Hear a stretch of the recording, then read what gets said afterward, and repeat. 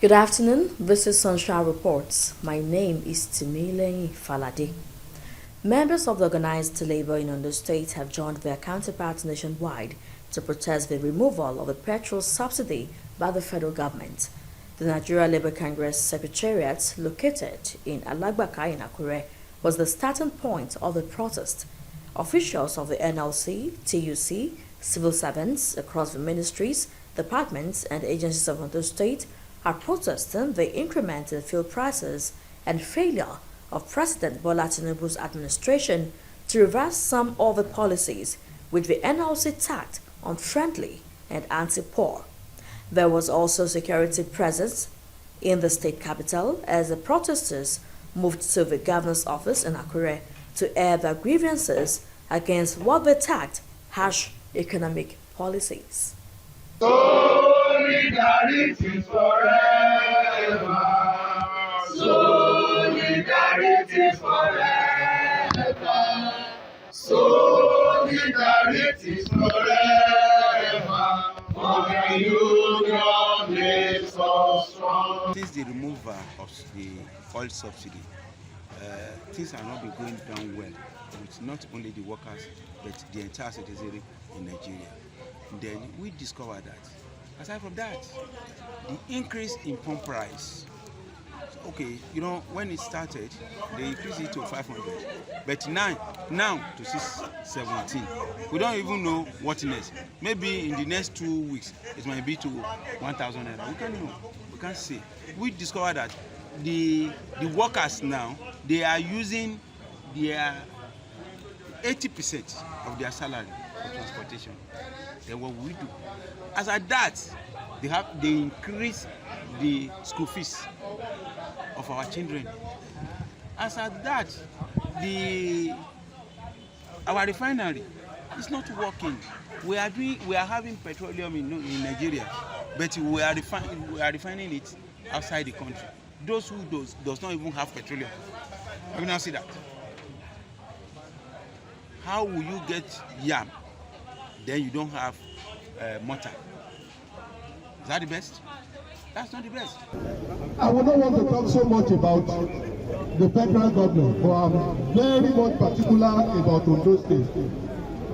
Every public servant in Ondo State will bear us out that some of the issues we are talking about in terms of payment of outstanding arrears or whatever are issues that at the level of government and labor in Ondo State we have discussed. And before now, the arrears of salary that have been owed, Mr. Governor ensured that they were clear. And recently, when the labor union came and said all arrears, and we mentioned 2017, we all agreed it will be paid. And very soon.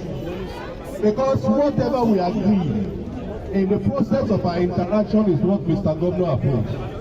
As long as it's an agreement between us and the labor union. And so I want to say that for Ondo State today, we have virtually no issue with union. Because the government of Ondo State and the labor union in Ondo State, we have always been proactive to ensure that the concern of our workers is prioritized. It's day one of the nationwide protest declared by the Nigeria Labour Congress, and the workers right here in Ondo State have defied the early morning downpour to press on the demand for the federal government to act on some of the issues they think will better position the Nigerian workers for better life, as well as the Nigerian populace.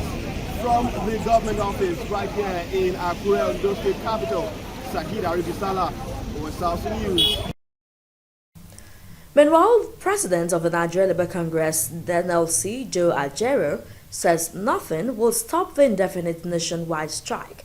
He said the organized labor will not shelve the protest until there is a desired response from the federal government. Well, the protest is on. It has taken off in all the states of the Federation, bearing some constraints, including police, efforts to equally stop it in some areas.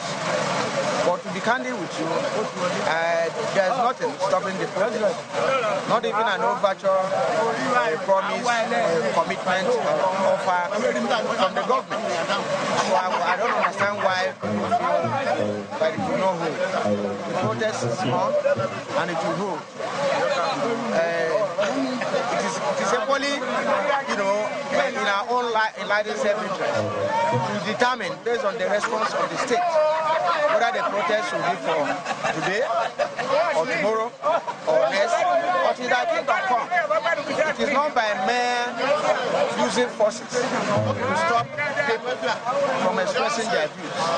So we are here for the protest and to make a statement to Nigerians that since we started even negotiation, there is nothing we have in our hands. The Ondo State government has urged indigenes of the state to disregard a purported list which contains the names of local council development areas circulating in the media. A statement by the Ondo State Attorney General and Commissioner for Justice, Sir Charles Titiloyi, said the list was not released officially by the Ondo State government. According to Sir Titiloyi in the statement, the creation of LCDA is strictly a constitutional process. Hence, the list can only be properly ascertained from Ondo State government official gazette and duly issued after passage of the enabling law by the House of Assembly and assented to by the governor. The statement urged the Ondo public to await official legal documents, adding that the process is to put in place the LCDAs and release the relevant government instruments is ongoing and would be made public soon.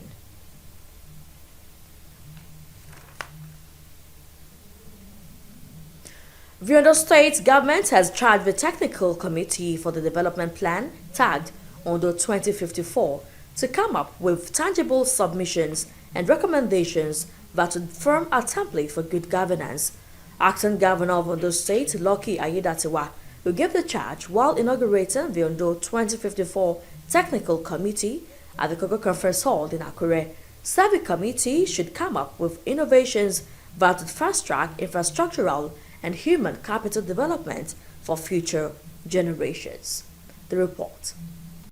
The Technical Committee is set up ahead of Ondo State Development Plan project Ondo 2054, which aims at deepening prosperous economy and enhancing human capital development. It's my pleasure to formally inaugurate the State Technical Committee on the crafting of Ondo State 30-year long-term development plan, tagged Ondo 2054.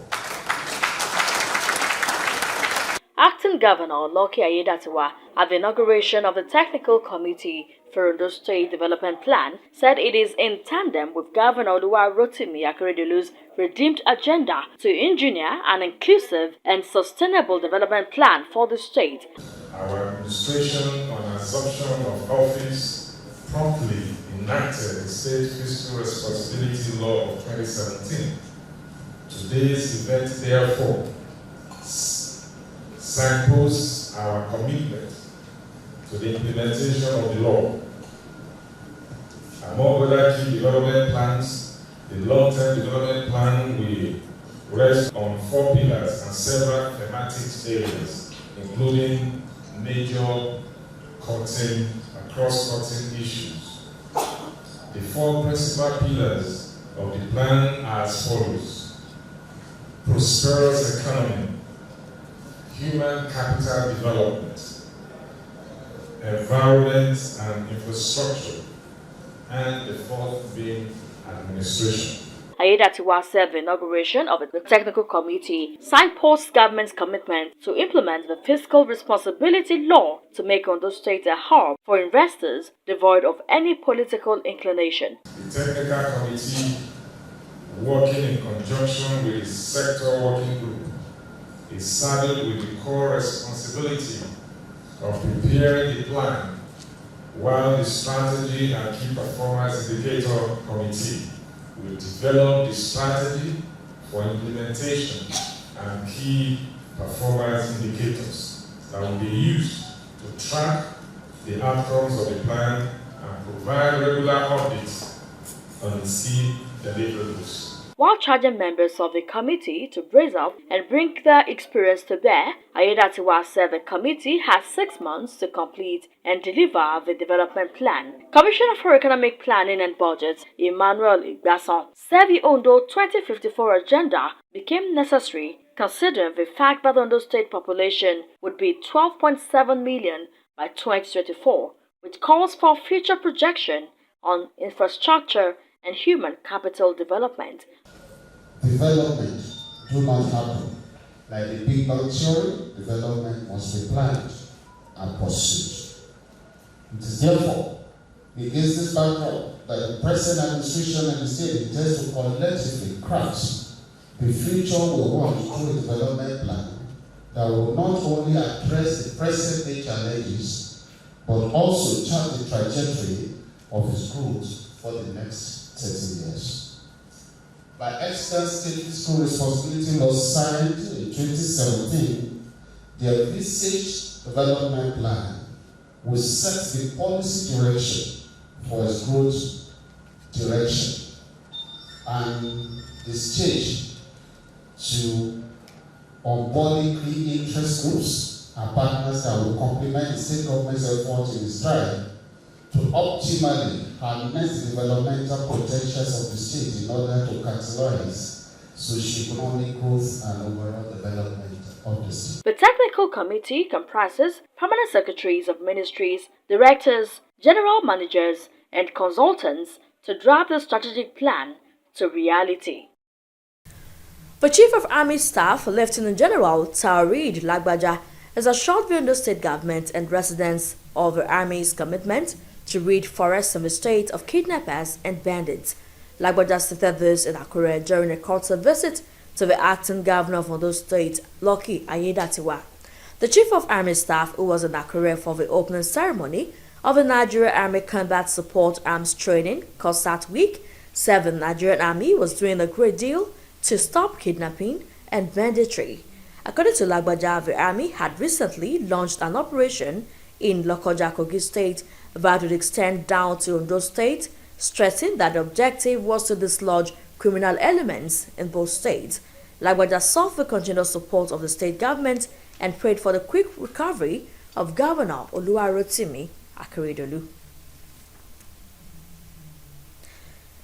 Meanwhile, in continuation of its clampdown on criminals in the forest reserves, Ondo State Security Network Agency, Amotekun Corps, has apprehended 20 suspected kidnappers operating in border towns between Ondo and Edo State. The 20 individuals were among 29 suspects paraded at the Amotekun headquarters in Akure. OSRC Sahid Adibisala reports that the kidnapped victims also recount their experience. Forest reserves in border towns have been identified as notorious for being a safe haven for kidnappers, but the onslaught against criminals in Ondo State is not stopping yet. Evident from the latest success recorded by the Ondo State Security Network Agency, Amotekun Corps.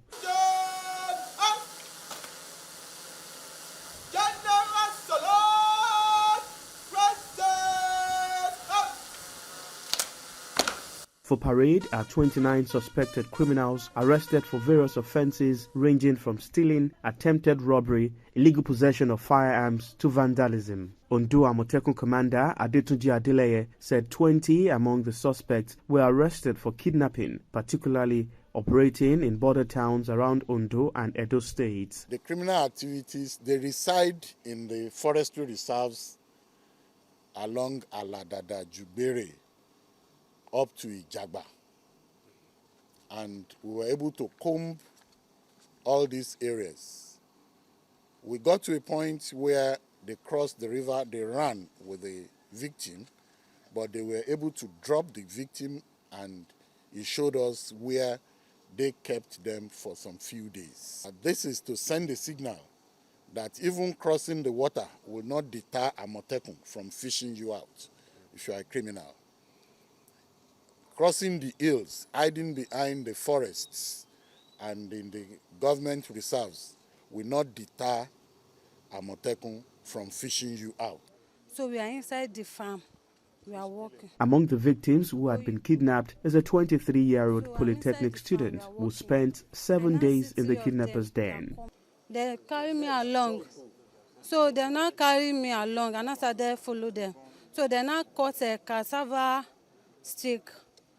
So they now started beating me on my bum, nose and hand. One of them said that they should not beat me again. They should leave me.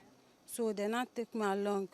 I used 7 days. A regent in one of the border communities in Akure North local government area, Princess Kemisola Adelowo, commended Amotekun Corps for rising to the occasion.